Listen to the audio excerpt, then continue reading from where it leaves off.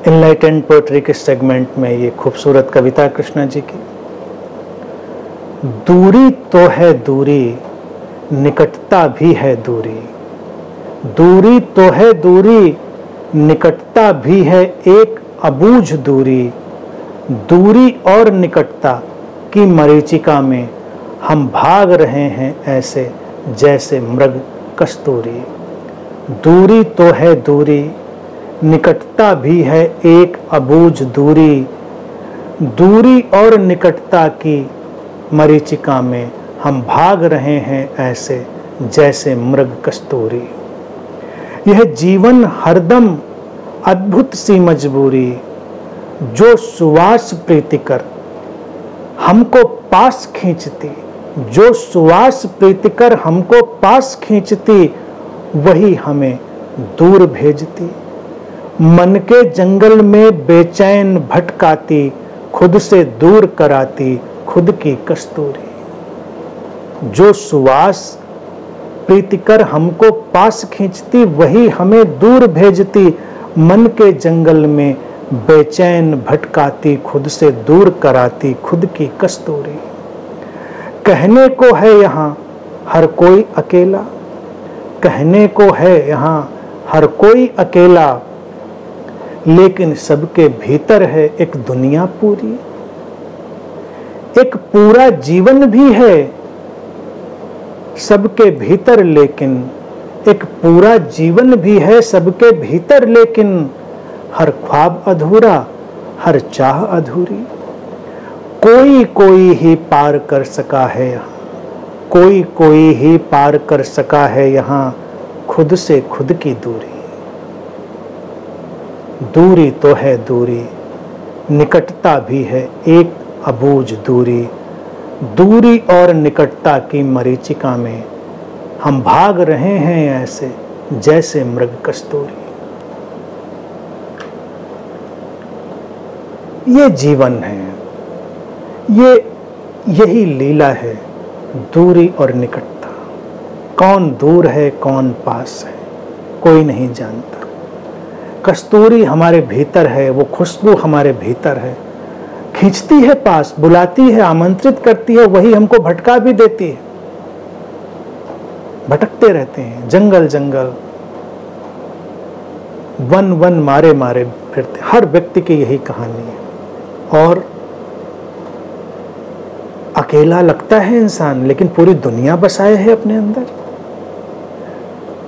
पूरी जिंदगी बसाए है, लेकिन फिर भी कोई सपना पूरा नहीं होता, कोई चाह पूरी नहीं होती। वो भी ढंग है, पूरे हो जाएं ख्वाब सपने तो सपने ही क्यों रहें, चाह पूरी हो जाए तो चाह ही क्यों रहे, तो उसको कोई दूसरा नाम देना पड़े ना। इसीलिए पूरे नहीं होते सपने सारे, इसीलिए पूरी नहीं होती चाह। और अंतिम जो पंक्ति है कविता की, वही सबसे महत्वपूर्ण है। सूत्र सारी जो है, सारी चीजें बड़ी सूत्रात्मक हैं कि कोई कोई ही पार कर सका है यहाँ खुद से खुद की दूरी। किसी और ने हमको दूर नहीं किया हुआ है, हमने ही अपने आप को अपने से दूर किया है। हमने ही अपने को इतने खंडों में बांटा है, तभी ये सब प्रश्न खड़े करते हैं, कैसे होगा, कौन करेगा, अस्तित्व करेगा, आप करेंगे, कौन करेगा।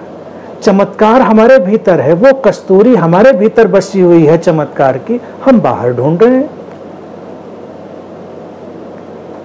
और हर चमत्कार अपने भीतर ही लौट कर मिलता है, बाहर तो किसी को मिलता नहीं। जो सपना पूरा करने के लिए आप पूरी दुनिया भटकते हैं, वो आपके अपने भीतर ही जाकर पूरा होता है, उस कस्तूरी में टिककर। एक बहुत प्यारी सी पुस्तक पाउलो कोएल्हो ने लिखी है, अल्केमिस्ट। अल्केमिस्ट में जो उसका किरदार है, वो एक सपना देखता है और सपने को पूरा करने के लिए पता नहीं कहाँ कहाँ भटकता है, मारा मारा तमाम संघर्षों से गुजरता है। एक खजाना देखा है उसने, वो खजाना ढूंढना है।